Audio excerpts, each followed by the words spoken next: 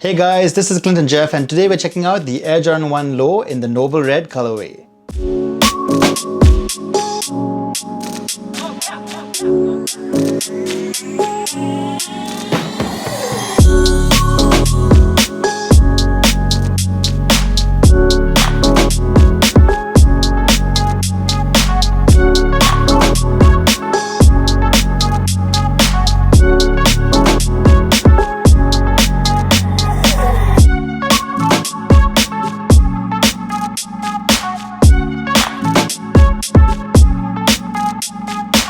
Air Jordan 1 lows have been increasingly popular in the last couple of years. Still, they're not really hyped enough and you can still cop a pair fairly easily. You can probably find some Jordan 1 lows just sitting around in stores or retailers online. And that's how I found the Noble Red Jordan 1 lows, just sitting on JD Sports Malaysia online. These are just about $90 in the US, so they're pretty affordable compared to other hype sneakers. And apparently I can't get enough red Jordan 1s. I reviewed the Jordan 1 Low Gym Red colorway a couple of weeks ago and here we are with the Noble Red. Now the Noble Red color is not really something we hear a lot with the Jordan brand. They're more common with Nike sneakers like the Air Pippin back in the day and a few random other sneakers since then. On this pair, the Noble Red is more of a burgundy maroon-ish red, but I think it still looks pretty fire in real life. But that being said, unlike that sweet Gym Red Jordan 1 Low, instead of all leather, this pair is more similar to the Pine Green colorway in that it uses a combination of leather and that ripstop material. Coming to the shoe itself and starting with the upper, it's made out of a combination of that Noble Red and white color scheme with this white leather on the toe box area with the usual perforations. You'll notice the textured leather here has a shiny finish which kind of looks like pattern leather,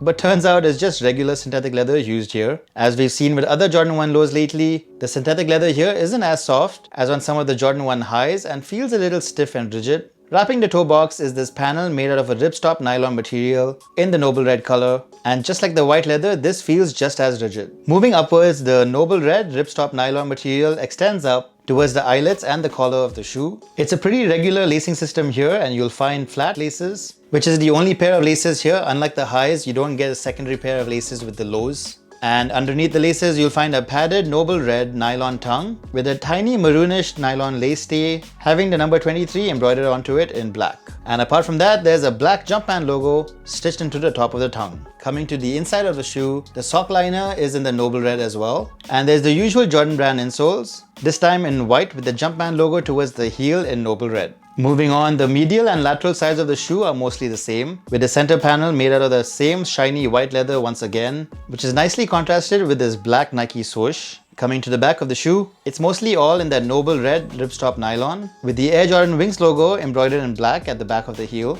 And just like most pairs of Jordan 1s, that entire upper sits on top of this white midsole. Of course, you probably already knew this, but within this midsole is a tiny Nike Air unit underneath the heel that isn't externally visible, but definitely helps with midsole comfort when you're wearing these around. And below that, you have the Noble Red outsole, which is in the usual Jordan 1 outsole pattern, with this circular traction pattern towards the forefoot and the Nike swoosh branding in the center.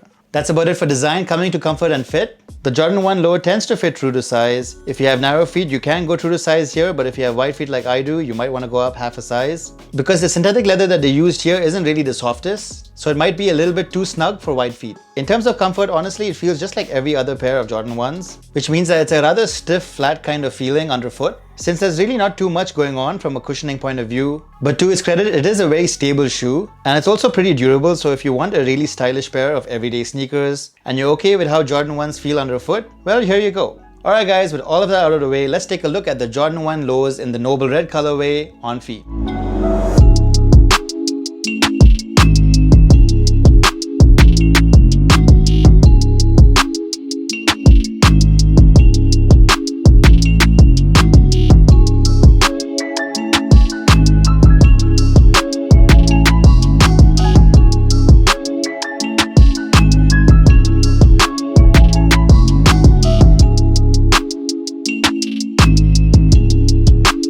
I really feel like I've been loving the Jordan 1 lows a lot more than the highs lately. I already have the Gym Reds, but I still bought this just because of the colorway, and I'm actually really happy with the shoe. I think the Jordan 1 lows are really for people like me who want a more minimalistic aesthetic, and these don't have too much hype around them, so you might still be able to find these in stores for retail price. And even with resellers, these aren't going at crazy prices, so they're totally worth the cop in my opinion. Of course, the only negative point here is that the combination of the synthetic leather and ripstop nylon is quite hard, so it's not really the most comfortable shoe out there. But considering the price of these shoes, it's not really a huge surprise. It'll just take a bit longer to break in these shoes, that's all. Alright guys, so that's what I think about the Air Jordan 1 Low in the Noble Red colorway. I'd love to know what you guys think about this shoe. Do you think that Jordan 1 Lows are low-key hype sneakers? Or are we all just sticking to the highs only? Let me know right in the comment section below. And if you're into sneaker photos and you want to see more photos of the Noble Red Jordan 1 Low, don't forget to hit me up on Instagram and give me a follow at ClintonJeff. And hey, if this video was helpful and you want to support the channel, don't forget to hit the like button right below and maybe subscribe because that would be appreciated. And yeah, that's about it. Thanks for watching guys, and I'll catch you in the next one.